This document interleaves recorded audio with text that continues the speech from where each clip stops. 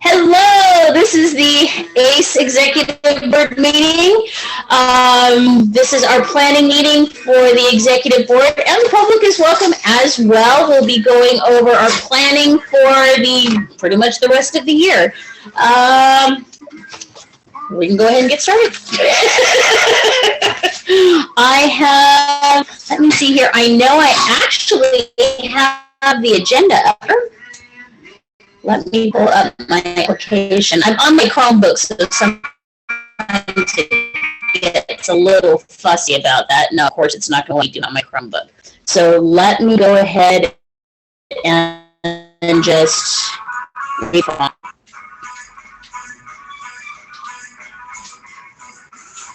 Give me just a second to switch between applications. That's one thing. I love my little Chromebook, but it certainly is a little weak compared to running everything off my big machine. Okay, our next meeting is next week, which is the 4th. We're, of course, going to have Steve, our wonderful and fabulous Steve, talk about restraint and seclusion. Felicia, did you want to also give a little bit of information about AS as well on that night? I mean, that already is a lot of information, so I don't know if you want to hear it there. I was just thinking that since we're going to do about the restraint and seclusion, that we could also touch on any other bills that are present, and also how to, email, how to find your legislator. I would say that's an important role to go to, and then maybe at a different one we can discuss ASF instead of putting them together. Steve sent me some great stuff that we can link together, and maybe you can chat with Steve about. We'll link with the website so that everyone can be on the same page and make it super easy for parents as to getting that. Anything that makes it easy for them to get a hold of their legislators and get all that information out there. And I want to just have it so that they can just go straight to that information. But Steve already got started with that, so sure, Steve's great. So I'm pretty sure.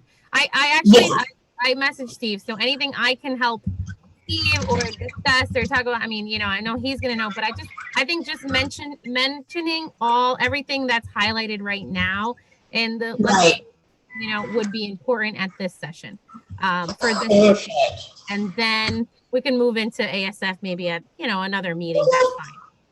That sounds lovely. And then the only other thing that I needed to cover at the meeting is I thought we'd give a couple minutes I got an email from Stephanie with Dan Marino Foundation.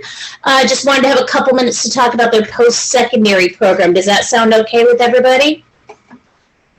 Yeah, good with me. Fine.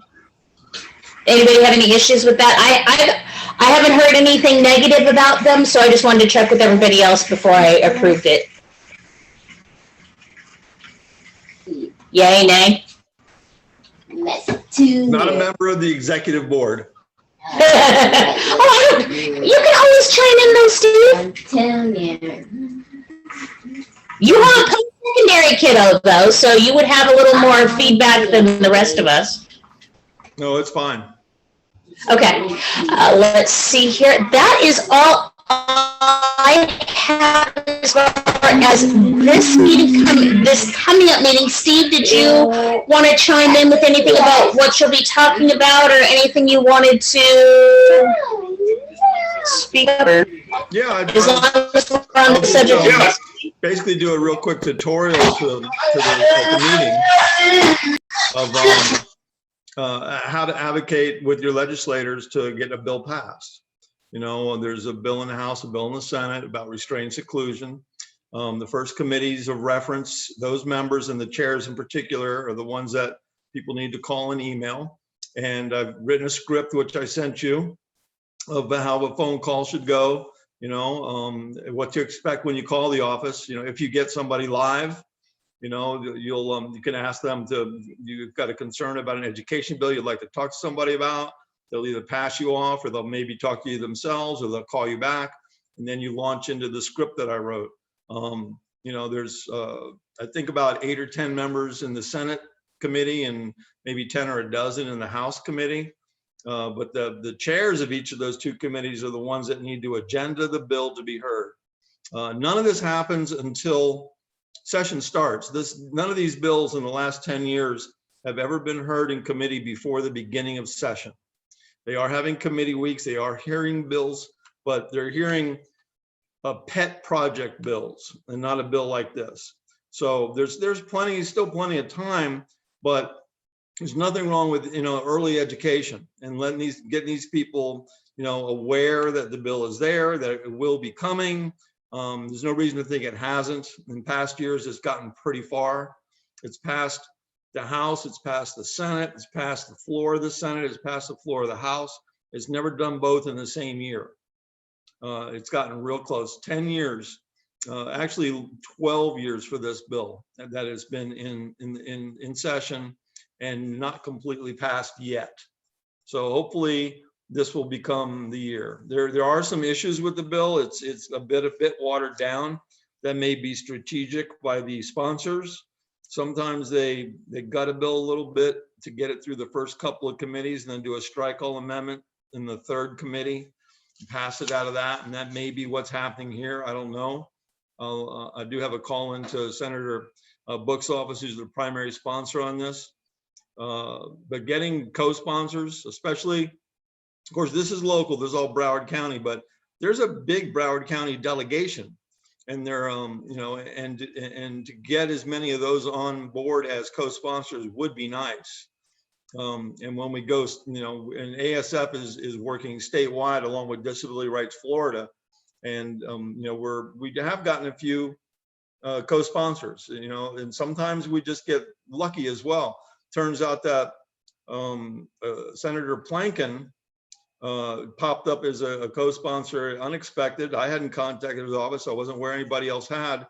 Well, Ray Rodriguez, who was the co-introducer in the Senate, who has a lot of juice, who was formerly the majority leader in the House and has a child himself with a disability and is aware of this issue, asked Plankin to sign on as a co-sponsor.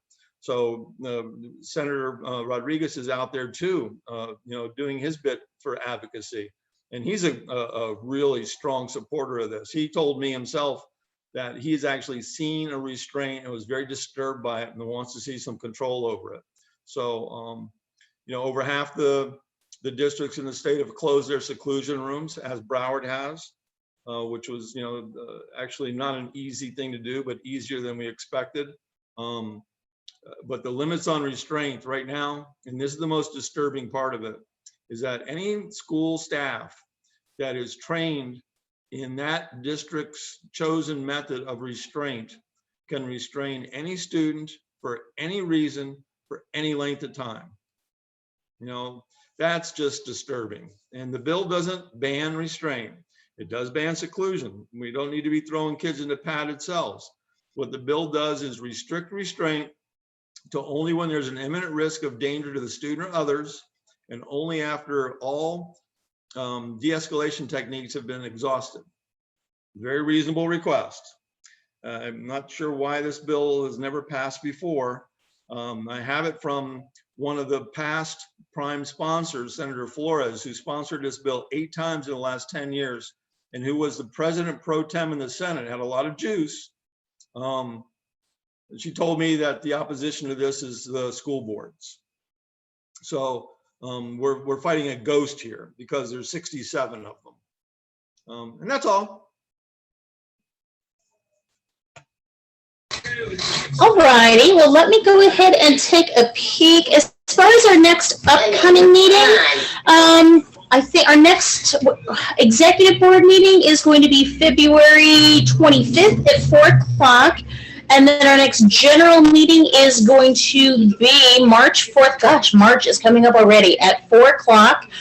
I do have an offer from Barry and Barbara from Finn, have offered to do a meeting on building independence for people with disabilities, which I thought was a nice topic. But I thought we could also discuss possibly doing something different. Did we have something we're thinking about doing for March? Because I know April we had talked about doing ASF. Was there something we, anxiety? Something with anxiety? I know, but were we able to get someone as a speaker? I know we had talked about it, but I don't know if we were able to get a speaker or not. If we don't have a speaker, we were able to. I don't think it was, I don't think we discussed a specific speaker. I think we also talked about anxiety and then pairing it with somebody with behavioral, right? Like, I think that's what we were talking about. And we were trying to decide that we wanted somebody different other than like Yeah. someone I think that's what we discussed. Yeah, because we had talked about, we had Alicia in a few times, and everybody likes when she does stuff, and we keep using the same people at cards. So we were talking about trying to tie somebody else in from the district that would be able to offer that, but I have no idea. Totally down for either, whatever y'all want to do. And like I said, I would really like to get some non-district personnel in because we've had a whole lot of districts. It'd be nice to have some non-district in. So if y'all know some non-district people that could talk about anxiety, that would be really nice. As much as I like Alicia, she's district. You're running my brain now. I'm remembering. Darlene had said that she was going to reach out to somebody. That was good. Let me listen to Darlene right now and see. Her private behavioral therapy. Okay. Let me put a note here to message Darlene. Sorry, Cody's being super loud. He's really enjoying the VR right now. Also, I know that he has done a reach recent so I'm gonna look at that. I'm gonna figure out when it was, but there was one girl that I thought she was really good. And so I don't know if she touched base on that with anxiety, but maybe she could. So and see if I can get contact info and maybe reach out. I think it's a great topic. So if we can secure somebody, that'd be great. But it's nice to know that we have a backup topic that we can go to them if we need it. So they have offered, but it is thin. So, I mean, if we have to go to that, we do have them as a backup. But I really would prefer to try to find someone outside the district because I think that, let's be honest, I think that our parents are a little frustrated with the district right Well, now. if I may. So I think it'd be nice to give them somebody outside of district. I'm sorry, was that Steve? Go ahead. I have a very poor opinion of Finn. I don't believe Finn is effective at all. And that, Totally. Yeah, I feel you. and I think that rather than have Barbara Cracked come in and do her thing and waste people's time because they've been completely ineffective in this district, to perhaps start ourselves trying to promote reverse inclusion programs that really work like Melissa did at her school. Hopefully sometime near the end of this year, we'll start to come out of COVID and we'll get back to normal. And they're going to be using COVID as an excuse for everything for a long time. And I got a commitment from Wanza back in 2016 that they were going to have reverse inclusion programs like Best Buddies or Play Pals in every school by the end of 2016. And here we are in 2021, and she'll tell you, oh, they have them. They might not be called this or that, and they might have just started them, but she's lying. And I'm glad this is being recorded because she's lying. So rather than wait for them, I don't think we can rely on Wanza or the district for this. I think this is something that we need to have this be parent driven, and we need to have, I think this could actually be ACE driven even. And we could I think maybe it could be Melissa driven. Yes, Melissa. Yes.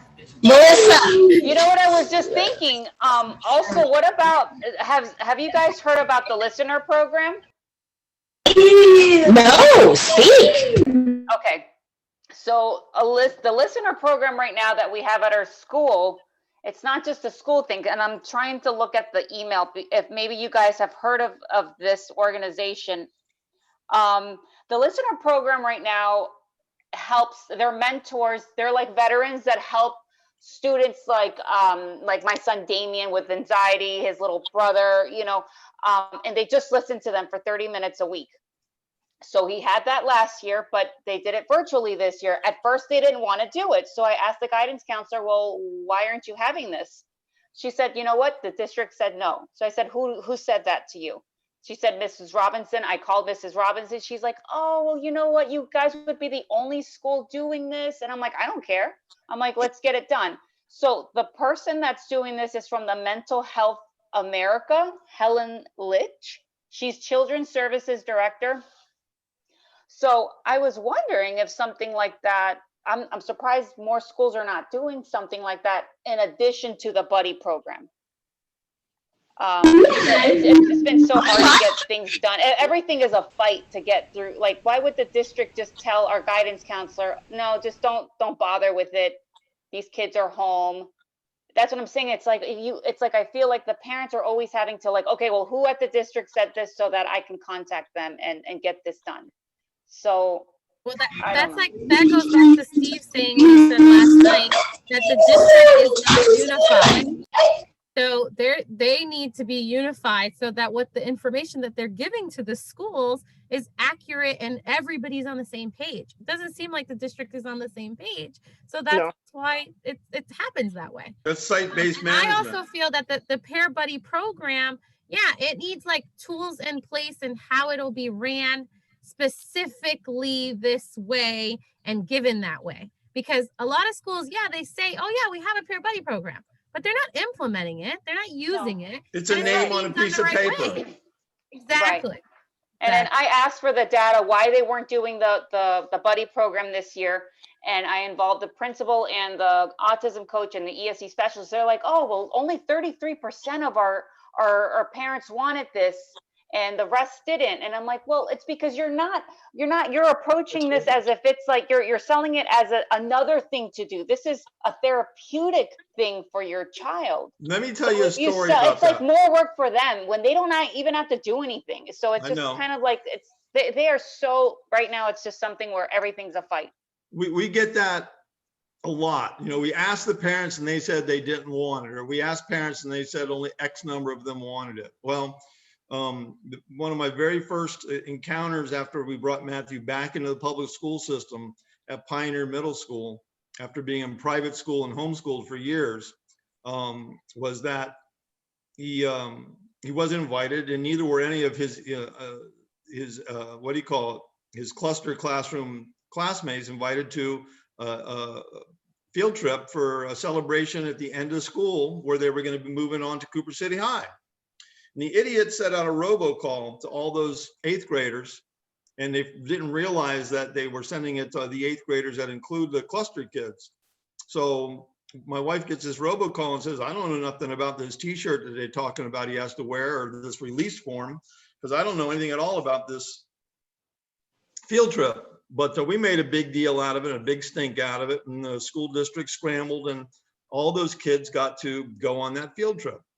But following up, and at the time Denise Rusnick was the ESE director, she said that the reason why they didn't ask the kids in the cluster classrooms is because of the previous year they had asked the parents and they had declined. All of them? And that's, well, let me finish. And that's the reason what they gave us why they didn't ask the kids this year.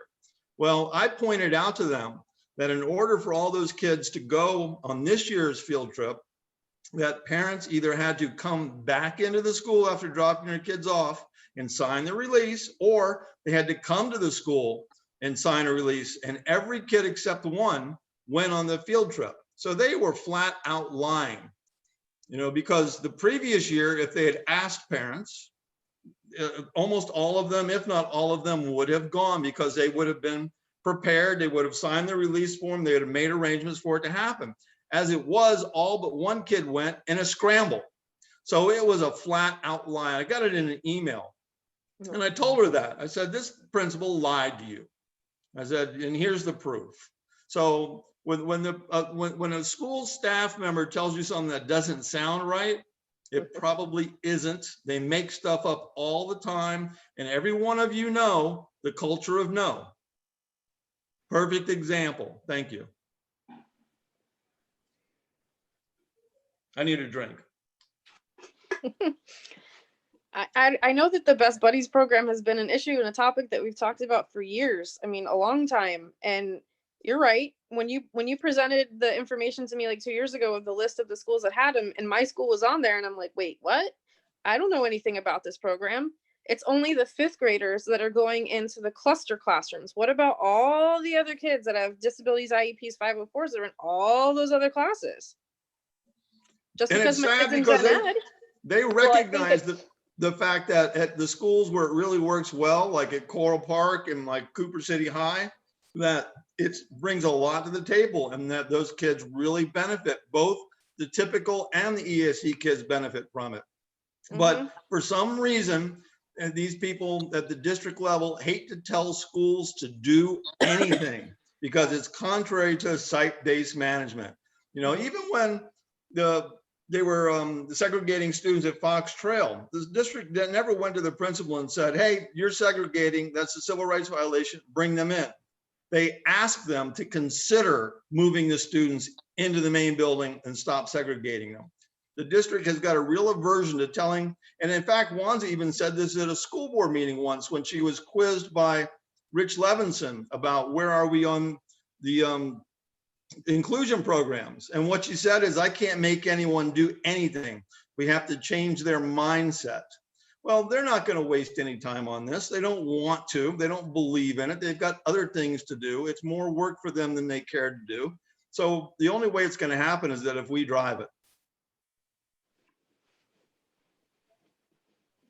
Because you're right, you know, Jennifer, you can't count on them to do anything. But yeah, I think that might be a worthwhile thing that you may want to look at. I mean, not that I'm going to be around for next year, but you know, to maybe start looking at planning now for next year to roll out. I mean, it's something we can start planning now and look to roll out possibly for next year. I mean, I think it would be a worthwhile project to look at, possibly. I mean, I just try to think of things that we could do to enhance the experience, and it's something that the district's not going to do for us, obviously. So I think that's something that we can do, and something that parents can do themselves, as opposed to other things that they can't advocate for their children. And I have no idea why Cody's being so loud today. He's obviously enjoying himself.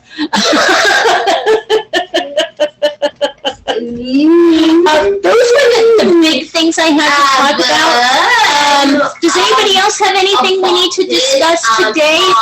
If that's kind of all we need to talk about for now, I'm totally down for us to talk about. Darlene says she doesn't think the person she was thinking about would be, she hasn't been super consistent, so she said she may not be the best person to bring on board. So if anyone has anybody else in mind, they might be better as far as a therapist. And one thing, I know You can ask around, see if anybody else knows anybody. but for convenience, how long do you want me to speak?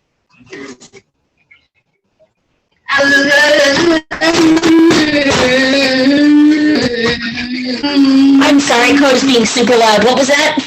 I said, I know that you'll give me as much time as I want, but out of convenience for the meeting, how long would be best for me to speak? Try and wrap everything up within about 45 minutes is good. Oh, no, I won't need anywhere near that.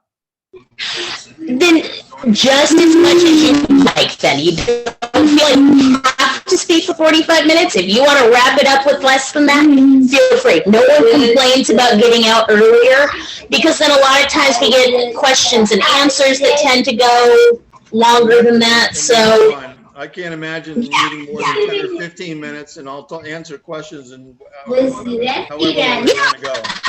and that tends tends to go with a lot of our stuff. A lot of times once the ball starts rolling, there's a lot of questions and answers. And geez, you've been going at this longer than any of us have, so I'm sure there'll be a lot of questions for you. Well, Greg will be there. So, but no, I do.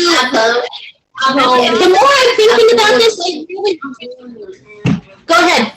I was also going to tell Steve that, Steve, it'd be nice if you also share why it's so why you've worked on this so much, why is it? And on a personal note as well, if you don't mind, because I feel like sometimes families, that's the part where legislators don't realize that without those personal information, that personal story, it's so hard sometimes that's why it's not there. Like they need so much more. I may lead with so that. Not Thank that you have, I think it would, because you've been in, you've been in the community a long time. You're very passionate about this, and so I just think that it's important that if you did speak on that, and then also giving the logistics. But I really feel that would be good.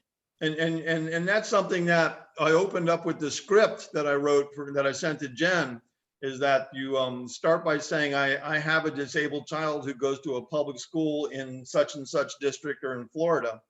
And quite honestly, I don't know that my son has ever been restrained or secluded. He was in school before the bill passed, and he was in school after it passed, where they started to count it and they had to tell parents. But this is true for all of us, and especially parents of nonverbal kids. We have to send our kids to school every day and hope and trust that every teacher, bus driver, aide, cafeteria worker, administrator is going to treat them appropriately. And we'll never know if they don't. Look at those poor kids at Pasadena Lakes. So it becomes a trust issue. And that's what this is all about. The bill already in this state, if your kid is restrained or secluded, they have to tell parents within 24 hours, by phone call, by email or whatever, and they have to follow it up in writing within 2 days. But that's after the fact, and there's really no reason. And they always cook the books. I actually one year got all of the written descriptions of why they restrained or secluded the kids one particular year in Broward. And it was all boilerplate. They all used the same language. Well, we did it because of the imminent risk of danger to the student or others, because he was getting out of control and starting to look like he might hurt somebody. So they threw him in a padded cell, or they restrained him. And I've been, before they closed Cross Creek, I went there and toured it with a school board member and went into a seclusion cell. And it was really scary to walk into an 8x8 room with foam padding on the walls and a little 1 foot square window in the door. And when they closed that door and it clicked shut, it was like, OMG, this is not fun. And I mean, I knew they were going to let me out, but imagine if you're a little kid and you get tossed in there and you're disabled and you don't understand what's going on. And it can be very, very traumatic. So I'll open with some of that. Thank you, Felicia. That was good. Yeah, I think it's good. I find that families are, especially now, lots going on. As we all know, everybody's world is a little crazy. So I find that the personal story, it catches. That's like, people listen to that because it's nice. It's good to hear other people's story of what we all go through, because everybody's been there and goes through it. So I think it's good. So that would be great, Steve. Okay. I tell them that my child's eating his hand over here while he's. How does it taste? I don't know, but he is going to town chewing the heck out of his hand while he's playing. Yeah. Oh yeah. It's yummy. Yeah. But he's enjoying himself, so it's all good. But I think I don't know, I like that. That's some good ideas that we've got going on. It's a beautiful thing. Okay, looks good. Anything else going on that I need to put on the agenda that we need to take care of? Or are we good? I I might have a BCBA that might be good for that anxiety behavior. Ooh, I like I'm gonna reach out to them. I don't know if it's something they'll be willing to do, but I will ask and this week, and I'll get back to you as soon as I can, so that this way we can see if they're good for it. Okay. That might be something good too. I know we had possibly talked about maybe, I know we had talked about anxiety, but we'd also, now that you mentioned BCBA, we had also talked about possibly doing that, maybe, I don't know, sorry, sidetrack, my brain's all over the place. But yeah, I like the idea of using a BCBA, because then we can incorporate behavior and everything in there as well. I like that. Okay. Yeah, reach out, see if they're interested. Where we were going with it was more like BCBA discussing behavior, anxiety, and kind of like how they're managing, coping. What are those managing coping skills? Yeah. I think that's where we were going. I mean, if I'm wrong, you guys tell me, but I think that's where we were kind of leaning towards us to give the information out. What can help families now? I like it. EBD did a topic that was really similar, but they did bring in, what's her name from the district? And I'm blanking on her name right now. The new gal that took the other gal's place. I told you my brain is on complete overload. It's just done. Slides. There was one girl. No. Yes. Oh. Nothing. And it was the one that took Gressick's place. Yeah. I don't remember her name, but yeah. I can't think of her name right now. She's nice, and it was a great presentation. It was. But I had a lot of data-driven stuff, which was okay. Yeah. It was very clinical. Informative information. And I think our kids could use some more practical. What can we do behavior-wise that's really going to help our kids right now? And I think that would be a little more helpful for us. So I think coming at it from a behavior perspective would probably be a little more helpful for us. Yeah, I think so, because there are a lot of families who aren't receiving services, where they're cut down tremendously.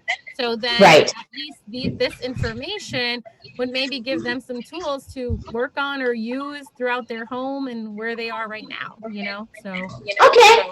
If you don't have any luck, let me know and I'll reach out, and I'll see what I can do, and we got a little bit of time. So if you don't have any luck, let me know and I'll reach out and see what I can find on my end.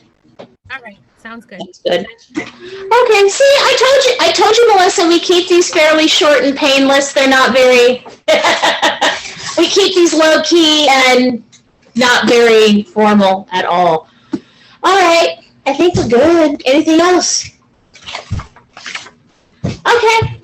I think we are golden. Feel free to message if there's anything else we need to take care of, anything else you want me to throw on the agenda, so that I actually like using agendas. I used to hate them, but now I use them so I don't forget to take care of things. So if there's anything else I forgot and you'd like me to stick on the agenda, just holler and I'll put it on there so that we get it taken care of and make sure that it's taken care of by next meeting. If that's all, then I will see you all next week at 4, which is lovely, because then we tend to get a lot more district people because they're happy that they don't have to stay on late and go through their dinner. So. Thank you so much. It's all good. Thank you for coming, Melissa, and we were wonderful to see you, and hopefully my brain will be working better by next week, because... Question, did you say you moved it to 4 o'clock? No, it's supposed to be at 4 o'clock. Is it? I thought it was supposed to be for 6:30. Okay. No, I'm sorry, I lied. It's 6:30. I'm looking at the schedule now. It's 6:30. You're right. I told you I have a brain.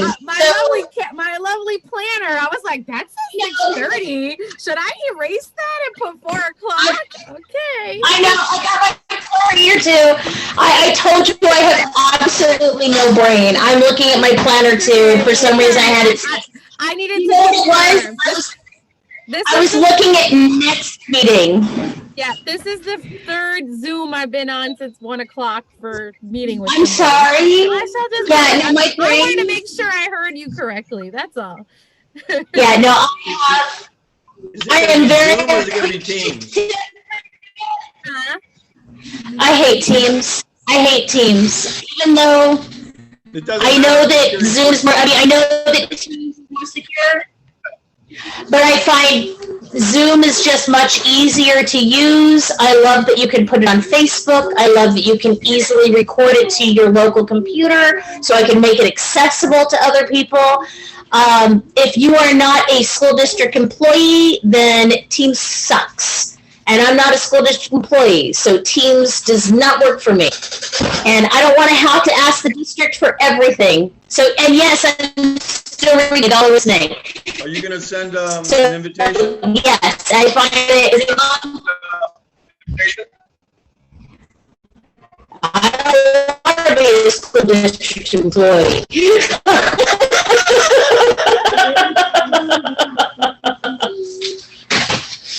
So no, I have no desire to. I am happy where I'm at. And no, I would much rather be on Zoom because it has a lot more flexibility for us. So as long as you're meeting virtually, I will stay on Zoom and I'm quite okay with that. So until then, I will see you all next week. You know where to find me if you need me. I'll catch you all next week. Bye guys.